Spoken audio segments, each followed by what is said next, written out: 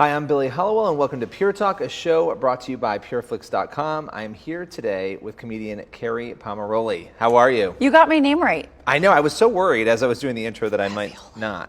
I have to give people visuals to say it. Like, do that again. Like before I go on stage. And then they'll be like, Kerri Pomarolli. And I was like, you messed up Kerri? Like, really? They got the last name, but not the first name. Well, you got it. So how did you get your start in comedy? Well, I moved out to LA to marry Matt Damon and win an Academy Award in acting, which is very good that I had goals. And God was like, thank you for that great idea. Because I told him when I won my Academy Award, I would say God's name. And so I pursued acting from a very young age. I was always acting and performing. And you know those kids come out of the womb, you know, singing a show tune. Exactly. So my background was theater and acting, and then I moved to LA and got dropped off in a minivan, and my parents literally were like, don't go to church with Tom Cruise, whatever you do. So I was on some very godly television shows, General Hospital and Young and the Restless, and had a really big career as Nurse Kathy. She didn't have any lines, she was mute. But so I was just doing all of these acting things, and one day I got involved with a really great church. And I was always a Christian, and I went to Mass, because my dad's Catholic, and that's 45 minutes, so that was good. And my girlfriend invited me to her church, because they had potluck dinners. And I really feel like that was a point in my life when I met the real Jesus. Like, over deviled eggs, me and Jesus got to be friends. And I moved out of Hollywood and got really immersed in this church life and felt like, okay, this is my calling, but none of the committees would have me. Like, I got kicked off all the church committees. Why? Because I was a youth leader and I got in a fight with this girl. This was back a long time ago. I don't know if you'll get this reference, but I thought New Kids on the Block was better than NSYNC, and we kind of had at it. I remember that. Yeah, and you shouldn't really have a fight with a 16-year-old, but it just, I didn't have a place. And I remember praying to God, I love you, I want to serve you. I had a literal moment on my floor, the way that all the movies have, God, right? And so this Bible with pink highlighting, and I threw the Bible, down, and it was Isaiah 63, and it was like, Jesus was rejected, Jesus was despised. I'm like, that's my whole life. And I promise you I heard the word stand-up comedy. I never would have thought of that myself. I promise you. So you never really had any real drive towards stand-up? No, why would you want to subject yourself to that kind of It seems terrifying. Torture. But when I heard the word stand-up comedy, I really did. I got in a class, I started doing open mics, and it went crazy fast. I was at the Improv Comedy Club in Hollywood 6 months later, performing. Wow. And I was backstage going, God, I'm Christian, they're not going to get my jokes. They don't even know. Were you doing clean comedy? I was doing always clean, because my mother could find out. But my jokes were from the perspective also of being a Christian girl. And I was like, I love Jewish men, JFK, Jews for Kerri, and I would just do these kind of and Comedy Central at one point saw me and they're like, we love that character, that really ditzy Christian thing that you're doing. We're loving it, the airhead. And I was like, so that's my life. And it took off faster than anything I ever did as an actor. It just took off, and I was very blessed. People came alongside me, Bone Hampton, Sherry Shepherd, Michael Jr., just people came alongside me and said, we think you have talent, we want to help foster that. So I had a lot of mentors. It was just a rocket. I've been on that roller coaster for 13 years now. It's been crazy. So you started out, in the clean realm, right? And you've continued that. I started out in the dirty realm, being clean. Right. Being clean and going home and needing a shower. And so how do you handle that kind of ascension, right? Right. Without losing yourself at all in the process? You just can't be dirty. I'm not particularly dirty off stage, so I'm not going to be dirty on stage. I don't have two acts.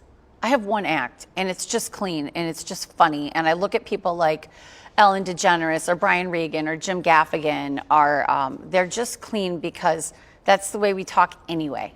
So I'm not going to try to go put on an act like some comedians do. It's hard to be in the clubs. People don't realize how dirty the clubs are. They're not just dirty now. It's raunchy, disgusting. But I feel like there's a ministry there. And they know I'm a Christian. And I've been asked to pray with people. I've been asked to have heart-to-heart discussions with people.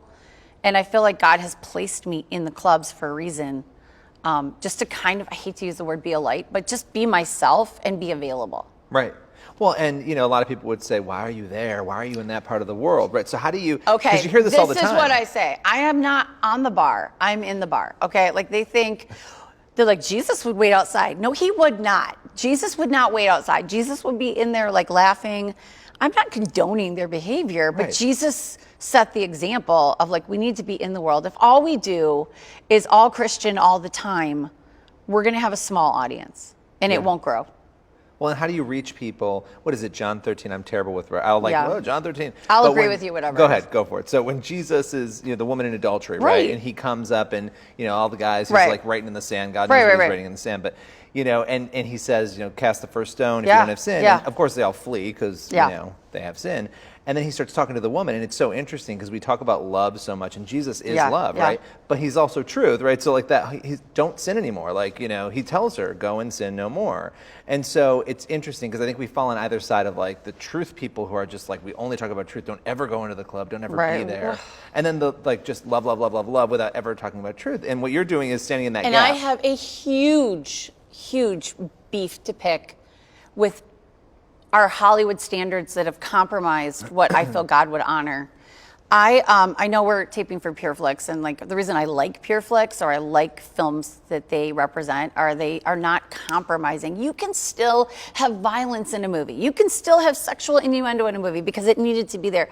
But I have seen the enemy take out so many people that started out Christian and wanting to do things the way God wants, and then they take one role or they do one project that's just a little to the left of what God would want them to do.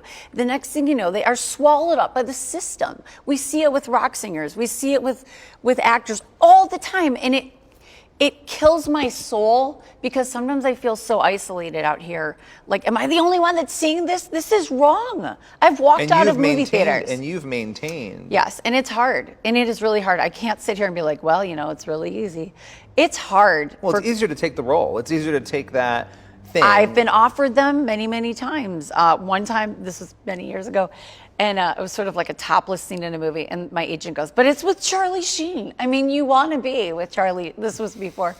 But I never regret saying no, but it makes my heart hurt when I see people that have said yes.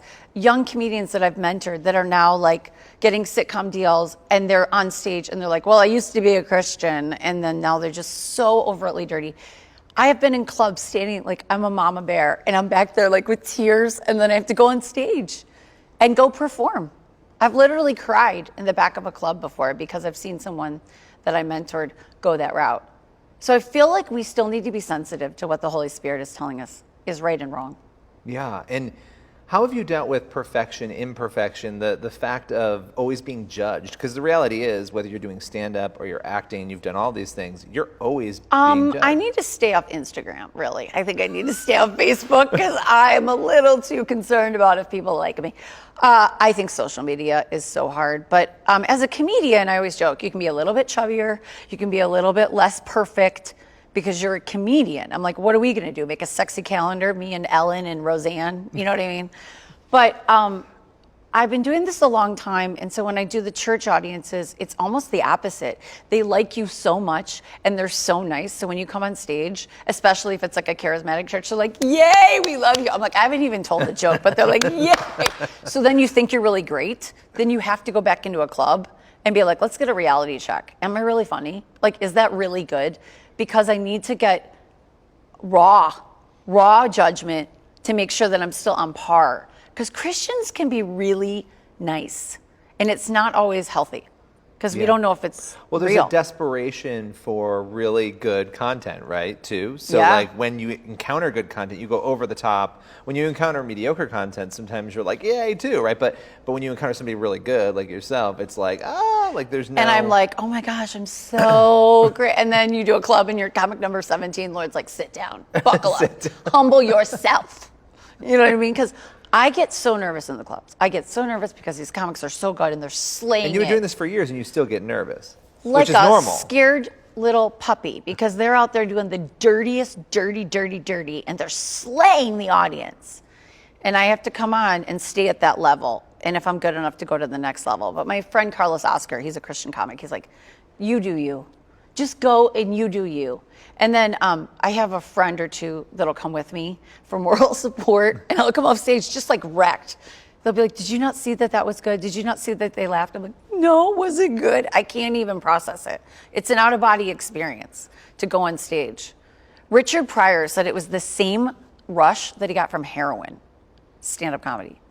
I mean, you can get that. Yeah, if you can land, every joke you land, it's, people are clapping, you get that feeling, I would imagine, of euphoria. And you get a little neurotic. They better clap. Yeah. They better stand up. When I go to a church, it's easy breezy, love, I'm in my element. It's the best hour of my week. I do an hour when I go to churches or conferences. I get to do ministry. I get to tell stories. I get to pray. And I just come home to the hotel like, oh, if I could do this all the time, because it's the greatest joy in my career. What would you say, because you've maintained your faith, you've maintained your standards, what is the key in your mind, if you look over the course of your more than a decade doing this, that has kept you, I don't know if there's more than one thing, accountable, that kept you going and kept you accountable? Friends, church, being around people that don't care about what you've done on TV or film. They care about how's your life, how's your walk with God. I have this woman, her name is Kathy, and she's my like dial-up pastor. She used to be my pastor, and I literally will call her anytime, any day, and I'm like, I need to know, what do you think about this? What's your take on this theologically? I mean, just anything that I'm struggling with. And I'm always like, she's free. She doesn't charge me. So I think having those people in your life and a really good church that's like solid teaching. Yeah. I actually go to a church now that's an all gospel church. It has 1,500 members. 1,497 are African American, and me and my daughters. And they love me. They always put me on the videos. But I felt like that's where God led me 5 years ago. And I love my pastor, and I love what he says, and I love what comes out of his mouth. And every time I hear him preach, I'm better, He's really good. He's on point. There's something about a Sunday morning when you're like, I'm just so tired, like, I don't know. And you're like, and admittedly, sometimes it's like, I don't know if I can get there, I don't know if I can do it today. And then you go, and the way you feel after. Okay, so at my church, you would be dancing. Like, there could be a conga line at any given point. It's like, and so now we're sort of wrecked for other churches because my daughters are accustomed to this style of worship. Like, at any given moment, like, you love Jesus, you show him how much you love him, you march around this, and everyone just starts marching, and then I just start marching because I don't want to be the only white person that doesn't march. And so that's church. And we have a DJ in the courtyard. So like, that's church. I'm not kidding. I'm wrecked. I'm wrecked for anything conservative, And my mother's a Presbyterian, so I bring her to my church. She's like, that was lovely, How have you, you're great. How have you balanced being a working mom, working in the faith realm, working in the secular realm, writing? How do you find that balance? My kids are always in the act. They're always in the groove. They're always involved in whatever I'm doing. It's a tax write-off. I bring them on stage. But so I have two daughters. Their dad is very, very involved in their life. I've been a single mom for 5 years. Not a club I wanted to join ever. But I married a stand-up comedian. I think that was like a commandment that we missed, like the 11th commandment: two comedians shall not marry. I don't know. But no, he's very involved. I have a roommate who's lovely and very involved. I surround myself with a village. I really do. And I have no problem delegating. I was thinking about that yesterday. People say, oh, parenting is so hard. I was like, that's the least of my problems. I mean, I got iPads for the kids. Like, I have no problem having an iPad on a long airplane ride. I got no problem. Got no problem with sugar. Got no problem with any of those things I'm not supposed to be doing. So let's talk about you've got 2 books coming out. Yeah. 2. One's a devotional attached to the first book, which is thank you. Confessions of a Proverbs 32 Woman. Yeah. Okay, so tell me about that. So you're probably like, I don't know that verse. I've read Proverbs 31 in the Bible for many years, and I don't rise early and I don't plow. So I wrote a devotional called She Rises Late and Her Kids Make Her Breakfast. And so I always felt that there should be a Proverbs 32 woman. And so I wrote a letter to Pearl, the Proverbs 31 woman in heaven. I wrote her a letter, email. And she wrote me back. And I was like, listen, girl, I can't measure up to this. I cannot measure up to these standards. Can I talk to you about my life in this book? So the book is stories about my life, and it's very vulnerable, and my mother disapproved of a couple chapters, so they're good because they're going to get me in trouble. But I found a publisher, Harvest House Publishers, that allowed me to write what I really wanted to write and use rap lyrics, Prince songs, and Golden Girls as references to godly characters. This is shaping up to be. I had to pay so much money to get the rights for the Golden Girls theme song to put in my book. It's like, isn't it crazy? I did not know that lyrics are a huge problem and for listen, books. I was like, I don't care what it costs. We need to get it. And then the guy who wrote the song's like, can I have a signed copy of the book? But so I'm excited. And then there's a devotional that comes with it, Proverbs 32 woman. And I just hope women will buy the book and feel grace, because that was the message of the book. It's like, God loves to laugh. So I just wrote all this dysfunction that we're talking about. I just gave my kids cereal for breakfast, okay, and dinner and lunch, and that's cool. Yeah. So you have been doing this for a while, and Hollywood, it feels like in the last few years especially, Hollywood's changed a lot. I feel like when you look at content, what's coming out, like what are some of the things, because you talked about sort of grieving over watching what was happening with some of the people who you have. It's painful. Yeah. So what else do you think about those patterns? What have you noticed? Okay, so the Will Ferrell just gave a really interesting interview the other day, and he was talking about the death of the kind of comedies that he's done. Hollywood is not producing like Elf right now. They're not producing The Hangover. The slapstick comedies have been replaced with like a little more subtle comedies, as in The Office, right? So The Office, that 3-camera, is now going into movies, which is, it's kind of sad. We're grieving the loss of, it's not like it used to be when we were growing up and we're like, I got to see that movie. I got to see that movie. And then you go to school and you talk about that movie. There's so much content that people aren't all watching the same thing, so we don't have that community feel. So the good content, I feel, is rising to the top. And also the $60 million drama movies have moved to TV, because TV is having an epic season for the past few years, which I think is really exciting. And all of it. I think it's exciting. And PureFlix, I will seek out. I'll put in the queue on my Roku Christian movies. I'll do my best to try to watch something with the kids. I'm a big sports fan. And as we know, Christian film loves to do sports movies. So, and I will cry. I will cry like a baby. You will just have to hand me a towel. So I think it's a renaissance for people that are wanting to produce content. Of course, there's YouTube and all those things, but I think there's more opportunities than there ever have been to put content out. And so that's exciting for new filmmakers. Yeah, you do wonder why there isn't more comedy, because the comedy that's out there is just so raunchy. Like, most of it's just so, it's like, why can't we have, I mean, comedy existed forever and it was very funny. Look at Lucille Ball. Yeah. Lucille Ball wasn't doing any of this stuff in her comedy, and she was funny. That show is still on. But I think that Christians are afraid of comedy. Right, but why? Because it hasn't really been done all that much. I was very blessed to be a small part of the team that produced Mom's Night Out. I wrote a book. And so I was at the premiere and people were laughing. And then that was the last Christian comedy that was really hitting the theaters. And I think that we just need to dip our feet in the water. We've got a couple rom-coms that I've been writing and pitching around town, and they'll be like, oh, I love it. I don't know if we can do that. Because if you're going to write a comedy, the characters are flawed. They can't be sinless and perfect, and there's a journey to be had, and I guess people are afraid to make fun of people's journey. I'm not. I hope that we do that and have more. I love that. Thank you. Okay, so final question. What's next? What are you working on? Hallmark. I'm writing for the Hallmark Channel, speaking of clean. So I'm so excited about that. That's really exciting. Yes, I'm very, very excited. So I'm working on my second project with the Hallmark Channel, which as a writer is just a golden key. We're just so excited about that. That's really exciting. Yeah, and then I'm touring in every small town in America and promoting the books. So you're not busy at all? You don't have 2 books coming out? No, not at all. I'm heading actually this week to Texas and Boston, just minor. I've got 2 suitcases packed.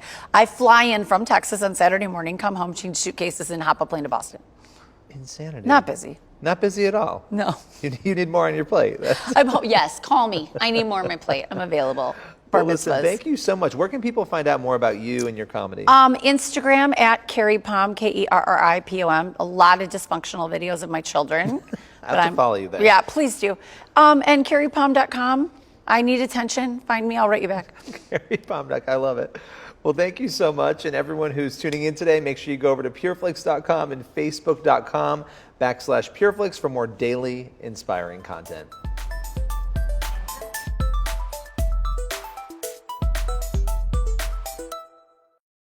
With over 10,000 titles, it would be impossible for us to show you everything on pureflix.com. But let's give it a shot.